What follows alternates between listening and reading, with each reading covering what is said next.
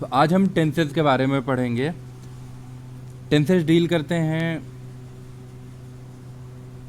Time से, कि किस टाइम के किस फेज में काम हो रहा है। तो आप सब लोगों ने पढ़ा होगा पहले भी कि प्रेजेंट टेंस, पास्ट और फ्यूचर, ये तीन टेंस मेन है।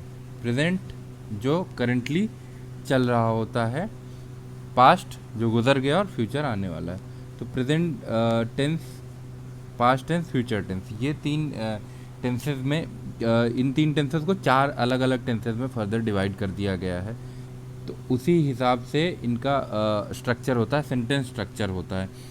तो जब हम ट्रांसलेशन करने लगते हैं, और ट्रांसलेशन ही ज़रूरी नहीं है, जब भी हम बोलते हैं तो हमारे पास एक डेफिनिट स्ट्रक्चर होना चाहिए कि कैसे बोलेंगे। स्ट्रक्चर बहुत इम्पॉर्टेंट होता है। स्ट्रक्चर, अब अगर हम हिंदी में बोलते हैं तो हम हिंदी में कहते हैं कि मैं एक गिलास पानी पीता हूँ, तो 1 2 3 4 5, मैं एक गिलास पानी पीता हूँ। तो ये 6 वर्ड्स अलग अलग हैं जो उसमें शामिल हो रहे हैं। अब इनका स्ट्रक्चर अगर इस तरीके से है, तभी आप उस बात का कोई मतलब निकलता है। गिलास पानी पीता, पानी मैं पीता हूँ, अगर इस तरीके से कुछ कहेंगे तो उसका कोई मतलब नहीं निकलने वाला है। तो स्ट्रक्चर बहुत ज़रूरी होता है। जिस तरीके से हिंदी में हम अपनी भाषा में बोलते वक्त स्ट्रक्चर का ख्याल रखते हैं, उसी तरीके से इंग्लिश में भी स्ट्रक्चर का बहुत ख्याल रखा जाए। अच्छा, स्ट्रक्चरिंग टेंसेस के अकॉर्डिंग ही होती है। टेंसेस और सेंटेंस का जो अपना एक टोन है, उसके हिसाब से। तो जो यहाँ पे हम डिस्कस करने वाले हैं वो असर्टिव सेंटेंसेस हैं। क्या है असर्टिव सेंटेंसेस? असर्टिव सेंटेंसेस हैं। असर्टिव सेंटेंसेस वो होते हैं जिनसे हमें किसी काम के होने या ना होने की जानकारी मिलती है। कि कोई काम हो रहा है या नहीं हो रहा है, उसकी जानकारी हमें असर्टिव सेंटेंसेस से मिलती है। फिर होते हैं इंट्रोगेटिव।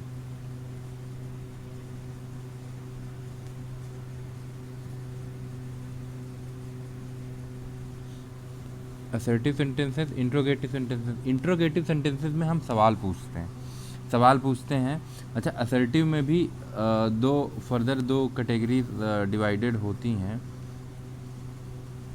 एक तो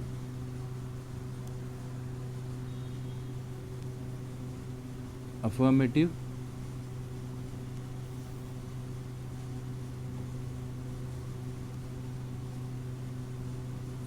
और दूसरा निगेटिव। तो इसी तरीके से इंट्रोगेटिव सेंटेंसेस हैं। इंट्रोगेटिव सेंटेंसेस को भी दो पार्ट्स में डिवाइड कर दिया जाता है। असर्टिव सेंटेंसेस के एग्जांपल देख लीजिए। जैसे आप, क्या रहता है, ही गोज़ होम हमने लिखा, वह घर जाता है। तो ये हुआ असर्टिव सेंटेंस। क्यों? क्योंकि हमें किसी के घर जाने की जानकारी मिल रही है। यही चीज़ ऐसे भी हो सकती थी, he does not go home. तो इसमें वो घर नहीं जा रहा है, बट इसकी भी जानकारी हमें मिल रही है कि वो घर नहीं जा रहा है। तो ये आपके असर्टिव सेंटेंस हो गया। इंट्रोगेटिव सेंटेंस सवाल पूछने का काम करते हैं। यही सेम चीज़ अगर हम अप्लाई करते हैं इसी सेंटेंस को इंट्रोगेटिव फॉर्मेट में होता, तो ये क्या होता? ये कुछ इस तरीके से होता कि डज ही गो होम। एक तरीके का इंट्रोगेटिव हो गया कि क्या वो घर जाता है, और दूसरा वेयर डज ही गो, तो वो कहाँ जाता है। ये इसका मतलब डज ही गो का मतलब हुआ कि वो क्या वह घर जाता है, और वेयर डज ही गो। तो ये दूसरा, ये आपका सिंगल इंट्रोगेटिव में आता है। इसको नोट करते चलेंगे आप। सिंगल इंट्रोगेटिव और ये डबल इंट्रोगेटिव।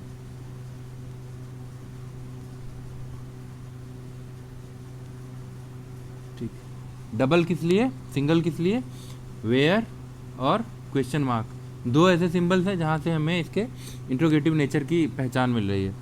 और इसमें सिर्फ क्वेश्चन मार्क है जिससे हमें पता चल रहा है कि ये इंट्रोगेटिव सेंटेंस है। अच्छा, आगे क्या है कि जैसे इसमें असर्टिव सेंटेंसेस में हमने निगेटिव का पोर्शन देखा था, अफर्मेटिव्स और निगेटिव हमने देखे थे असर्टिव सेंटेंसेस में, उसी तरीके से इंट्रोगेटिव सेंटेंसेस जो होते हैं उन वो भी आपस में क्या होते हैं, अफर्मेटिव एंड निगेटिव, दो चीज़ें होती हैं। तो ये हमारे अफर्मेटिव इंट्रोगेटिव्स थे। किस तरीके के, अफर्मेटिव इंट्रोगेटिव्स।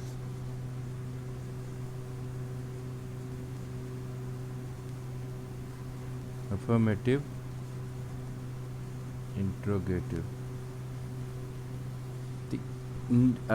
निगेटिव इंट्रोगेटिव कैसे होते हैं, यही हमारा सेंटेंस अगर इस तरीके से होता, does he not go home, क्या वो घर नहीं जाता है, ये, या where does he not go. तो यहाँ पे निगेटिव आ गया, सवाल अब भी पूछ रहे वो कहाँ नहीं जाता है, एक सवाल हो गया, या क्या वो क्या वह नहीं जाता है, क्या वह घर नहीं जाता है, एक सवाल, दूसरा सवाल कि वह कहाँ नहीं जाता है। तो दो अलग अलग इस तरीके से, तो इंट्रोगेटिव और ये जो है इंट्रोगेटिव सेंटेंसेस और अफर्मेटिव सेंटेंसेस, इन्हीं को लार्जली हम डील करते हैं जो हमारे टेंसेस हैं। अब हम वापस आते हैं किस पे, टेंसेस पे आ जाते हैं। अब टेंसेस पे आते हैं।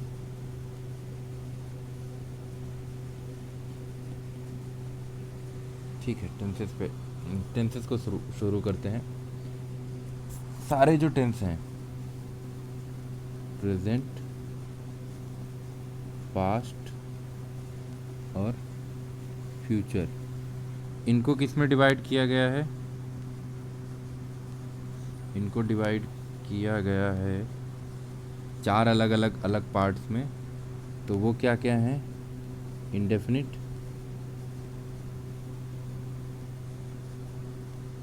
कंटिन्यूअस,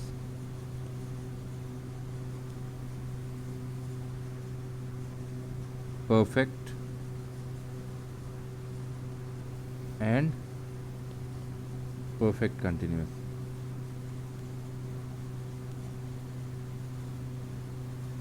ठीक, तो ये तो present indefinite tense, present continuous tense, present perfect tense, present perfect continuous tense.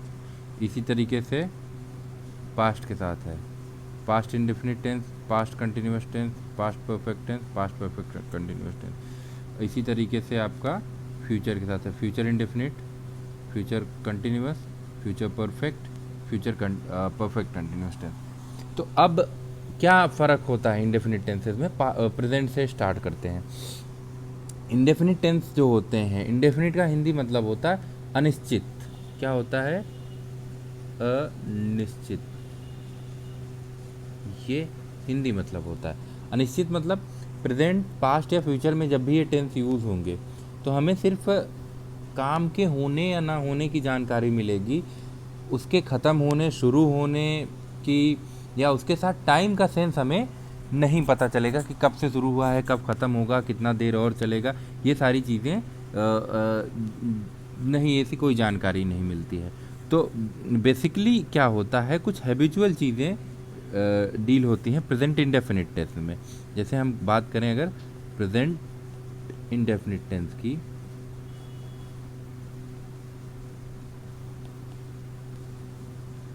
तो इसमें क्या होता है कि जो रेगुलर चीज़ें होती हैं, हैबिचुअल, जो चीज़ें क्या हो रही हैं, रेगुलरली हो रही हैं। कैसे हो रही हैं?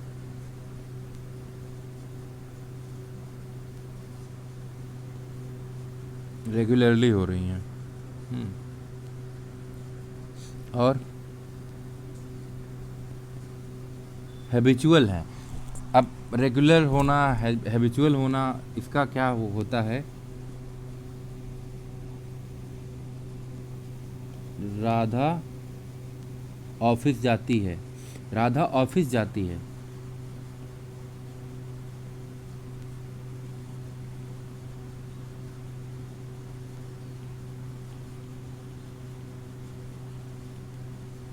ठीक है, राधा ऑफिस जाती है।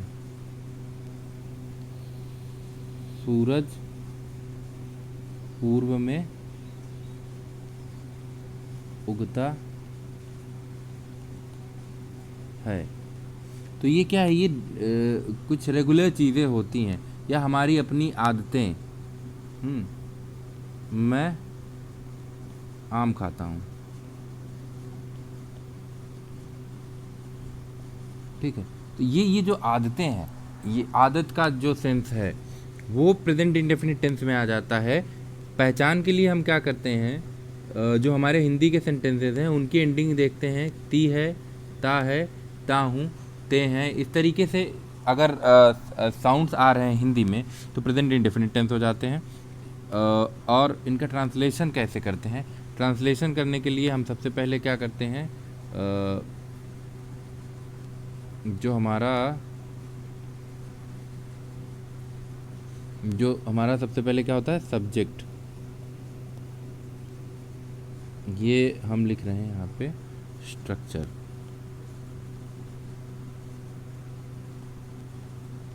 ठीक है, स्ट्रक्चर बनाएंगे कैसे इनको? पहले हम सबसे पहले क्या लिखेंगे, सब्जेक्ट लिखेंगे। फिर लिखेंगे वर्ब, अगर यस या ईएस लग सकता है तो। फिर लिखेंगे ऑब्जेक्ट। फिर कुछ अगर और हमारे पास बचता है तो वर्ब जो है हमारी मेन वर्ब की फर्स्ट फॉर्म रहेगी, उसमें एस या ईएस लगाएंगे। एस या ईएस कब लगाते हैं? जब हमारा जो सब्जेक्ट होता है, सब्जेक्ट हमारा सिंगुलर नंबर होता है या सिंगुलर नंबर और थर्ड पर्सन के जो सिंगुलर नंबर्स होते हैं उनके साथ हम वर्ब के साथ एस या ईएस लगाते हैं। आई के साथ एस या ईएस नहीं लगता, यू के साथ एस या ईएस नहीं लगता, प्लूरल नंबर के साथ एस या ईएस नहीं लगता है। वी, दे, यू, इन सब के साथ एस या ईएस नहीं लगता है। तो राधा ऑफिस जाती है, इसका ट्रांसलेशन अगर हम करने लगें तो हमारा ट्रांसलेशन क्या होगा? राधा हमारा सब्जेक्ट है। सब्जेक्ट वो होता है जो कोई काम करता है वाक्य में, जिसके वजह से कोई काम किया जाता है, वो हमारा सब्जेक्ट हो जाता है। तो वो राधा, और फिर उसके बाद वर्ब क्या है? वर्ब कोई काम जिससे हमें पता चले कि हाँ ये काम हो रहा है, जिस वर्ड से, वो जाना। राधा सिंगुलर नंबर है, गो, ईएस लगाएंगे, गोज टू ऑफिस। याद रखिए, गो एक ऐसी वर्ब है जिसके साथ टू हमेशा लगता है, कुछ केसेस को छोड़ करके। होम के साथ, स्कूल के साथ, जहाँ आप रेगुलरली जा रहे हैं पढ़ाई के लिए, तो इनको छोड़ करके गो के साथ हमेशा टू लगता है, टू फॉलो होता है। अब राधा गोज टू ऑफिस, और सूरज पूर्व में उगता है। Second one, sun rises in the east. Sun आपका subject, rises verb, where, in the east. अब मैं आम खाता हूँ, तीसरा सेंटेंस जो है आपका, आई ईट अ मैंगो। देखिए यहाँ पे हमने SAIS नहीं लगाया, ये नॉर्मल होगा। इसी तरीके से अगर हम कहें कि हम मैदान में खेलते हैं, so we play in the field.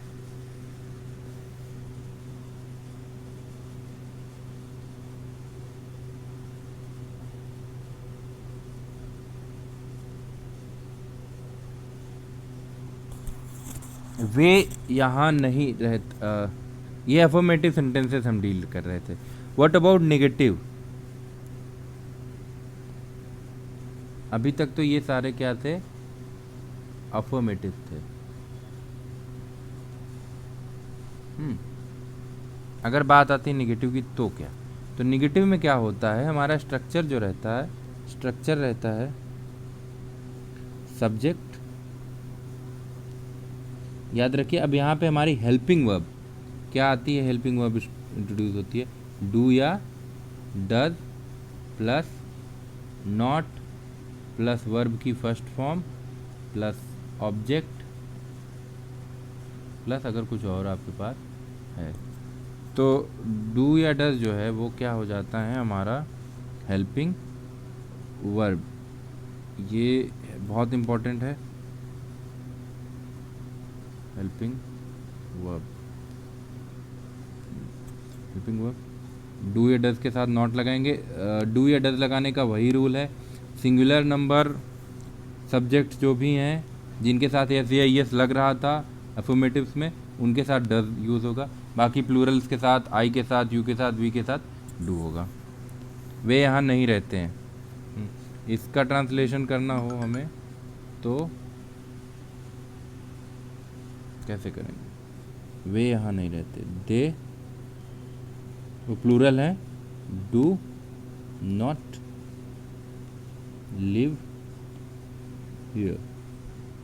ठीक है।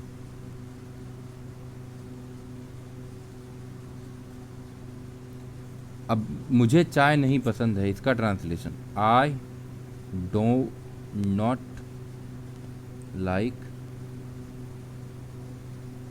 टी। ठीक है, ये हो गए। और जैसे हमने कहा कि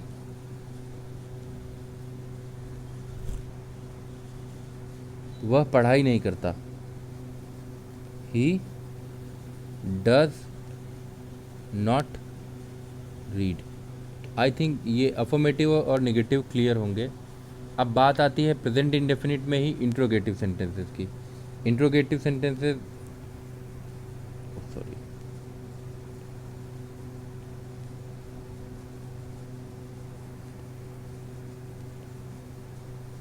इंटरोगेटिव सेंटेंसेस। तो इंट्रोगेटिव सेंटेंसेस ये हैं। इंट्रोगेटिव सेंटेंसेस में स्ट्रक्चर हमने इंट्रोगेटिव सेंटेंसेस में क्या मिलेंगे? हमें सवाल मिलेंगे और ऑर्डर वही रहेगा कि हमारी आदतों पे सवाल मिलेंगे। कि अब ये सारे सवाल बदल जाएंगे, तो अब ये इस तरह से हो जाएंगे सेंटेंसेस कि क्या राधा ऑफिस जाती है, राधा कहाँ जाती है, या राधा कहाँ नहीं जाती। इस तरीके के सवाल आने लगेंगे। क्या तुम खाते हो, क्या तुम आम नहीं खाते हो, तो हाँ, ये तुम्हें क्या पसंद है। इस तरीके के जो आदत को बयां करने वाले, किसी एक रेगुलर रूटीन हैबिट को एक्सप्रेस करने वाले जो भी वर्ड्स हैं, और वहाँ पे जो भी सेंटेंसेस हैं और और क्वेश्चन के फॉर्म में, तो वो इंट्रोगेटिव सेंटेंसेस में आ जाएंगे। तो इंट्रोगेटिव सेंटेंसेस में सबसे पहले सिंगल को डिस्कस करते हैं, सिंगल इंट्रोगेटिव, और उसमें भी स्ट्रक्चर देखते हैं। जैसे हम एक वर्ड लिख लेते हैं, क्या एक सेंटेंस लिख लेते हैं। प्रॉब्लम सेंटेंस हमारे पास क्या है कि वह कहाँ रहता है।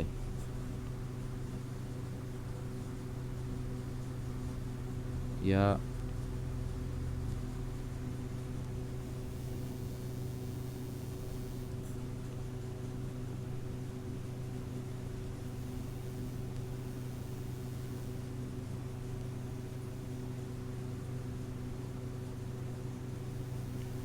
तुम सुबह कब जगते हो। तो इनका स्ट्रक्चर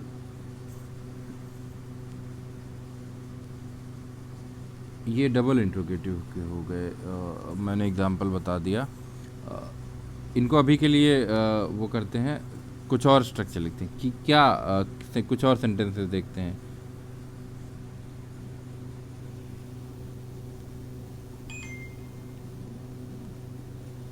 क्या तुम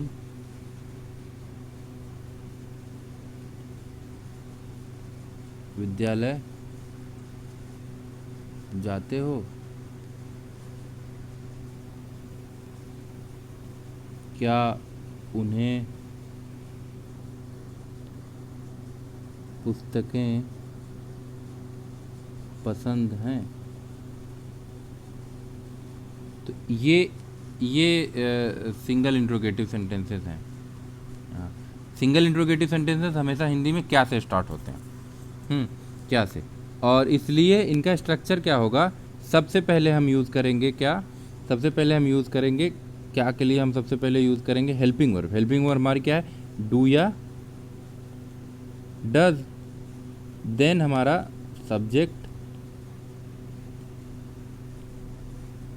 then verb first form plus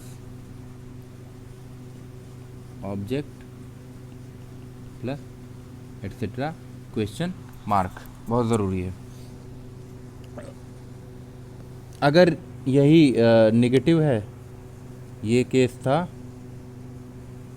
अफर्मेटिव्स का, ये केस अगर यही नेगेटिव हो तो क्या करेंगे। नेगेटिव होने पे हम डू या डज से स्टार्ट करेंगे।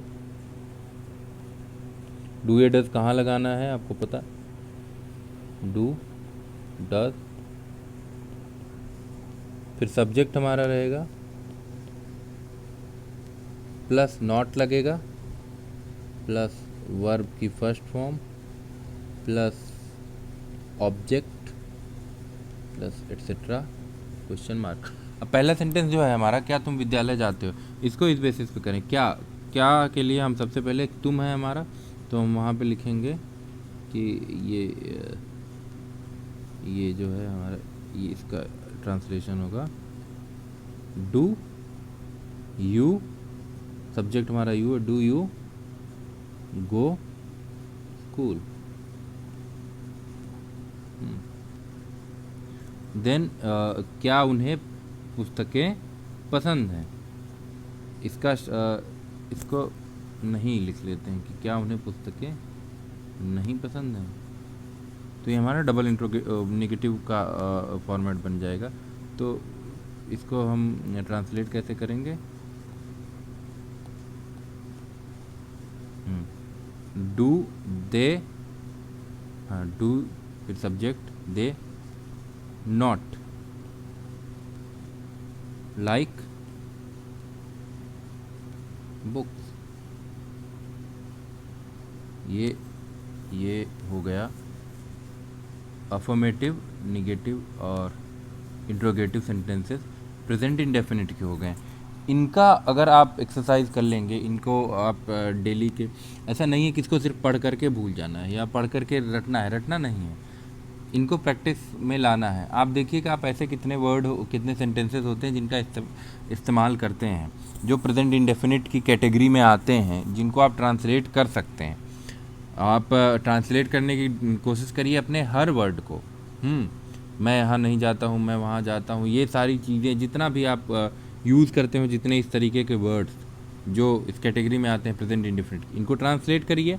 और जिनकी मीनिंग ना पता हो, you all have internet access since you are watching this video on YouTube, so just Google the Hindi word for its English alternative. तो इंग्लिश आप जो भी हिंदी के वर्ड्स हैं उनको गूगल में ढूंढ लीजिए कि हाँ ये पर्टिकुलर वर्ड है, ये वर्ब है जिसका ट्रांसलेशन, जिसकी मीनिंग हमें नहीं आती है, जिसकी इंग्लिश नहीं आती है इन वर्ड्स की, तो उन वर्ड्स की इंग्लिश ढूंढ लीजिए। स्ट्रक्चर आपको सारे स्ट्रक्चर दिए हुए हैं, स्ट्रक्चरों पे एक बार मैं हाईलाइट कर देता हूँ। एक स्ट्रक्चर आपका ये है, अफर्मेटिव का ये था आपका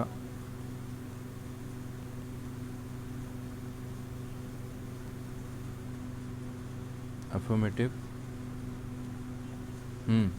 नेगेटिव का स्ट्रक्चर, देन इंट्रोगेटिव के स्ट्रक्चर। अभी इसमें डबल इंट्रोगेटिव बचा हुआ है। डबल इंट्रोगेटिव में हम क्या करेंगे,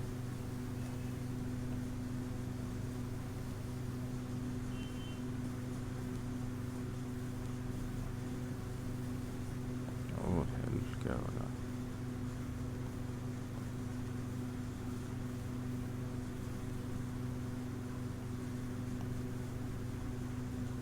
double interrogative, yes.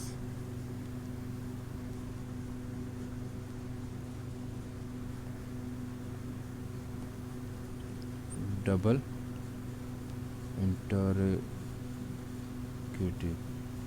Double interrogative हमेशा इनमें ये क्या से कभी नहीं शुरू होते। इनमें जो सेंटेंस जो क्वेश्चन वर्ड है, क्वेश्चन वर्ड जो है वो कहाँ रहेगा, बीच में रहेगा। क्वेश्चन वर्ड जो आपका हिंदी वाला है, question word in Hindi,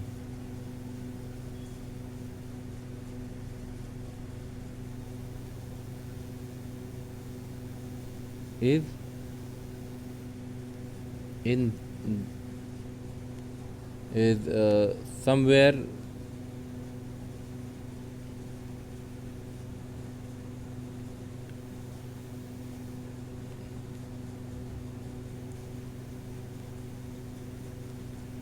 in the middle of sentence।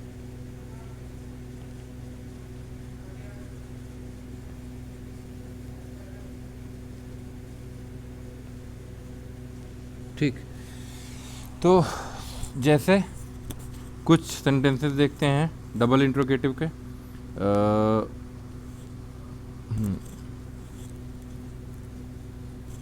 Double interrogative में हमने डिस्कस किया था सबसे पहले, वह कहाँ रहता है।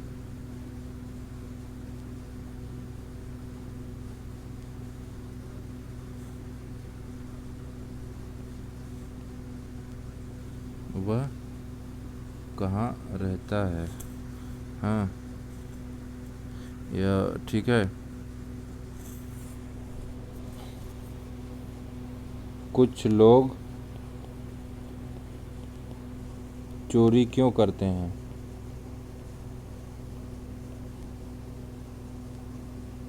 क्यों करते हैं।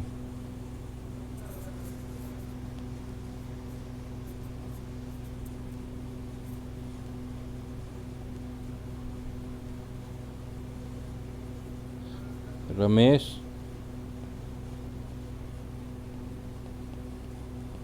पढ़ाई क्यों नहीं करता, क्यों नहीं करता है।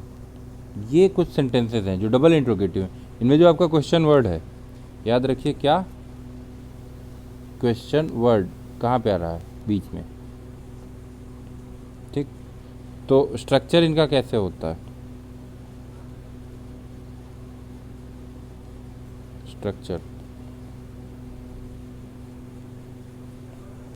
स्ट्रक्चर जो होता है, सबसे पहले हम रखेंगे क्वेश्चन वर्ड। क्या रखेंगे, सबसे पहले रखेंगे क्वेश्चन वर्ड, फिर helping verb, that is do या डज, देन सब्जेक्ट, और अगर नॉट आ जाता है बीच में कहीं पे तो नॉट भी यूज़ करेंगे, नहीं आता तो कोई बात नहीं, देन वर्ब की first form, then object.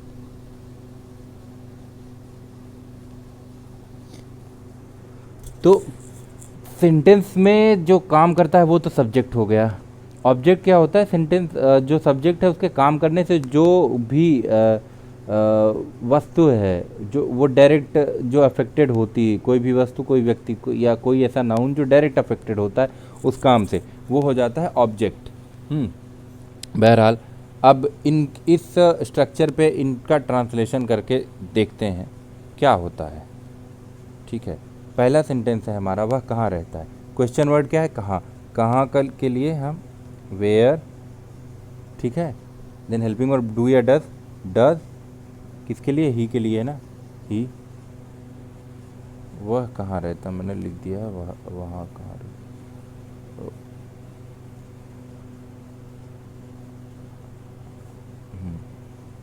Where does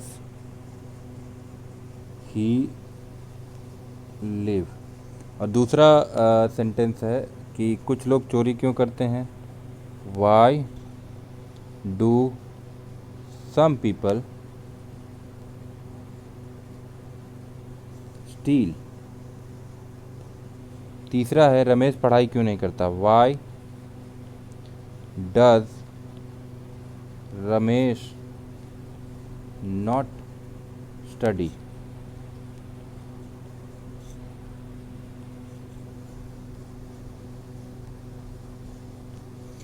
तो ये प्रेजेंट इंडेफिनिट टेंस रहा। इसके चारों पार्ट्स हैं, इन पे अगर स्टडी कर लीजिए। एक वीडियो इतना डिटेल्ड इसीलिए है कि स्ट्रक्चर समझ में आ जाए। जो अफर्मेटिव्स हैं, अफर्मेटिव नेगेटिव्स हैं कैसे होते हैं, सिंगल इंट्रोगेटिव्स क्या होते हैं, सिंगल इंट्रोगेटिव, डबल इंट्रोगेटिव, फिर सिंगल इंट्रोगेटिव में भी इंट्रोगेटिव नेगेटिव और डबल इंट्रोगेटिव नेगेटिव, ये सारी चीज़ें क्लियर कर लें वन बाय वन। तो उसके बाद जो है अगले जो टेंसेज होंगे उनको हम बहुत आसानी से कवर कर लेंगे। Okay, thank you so much for watching.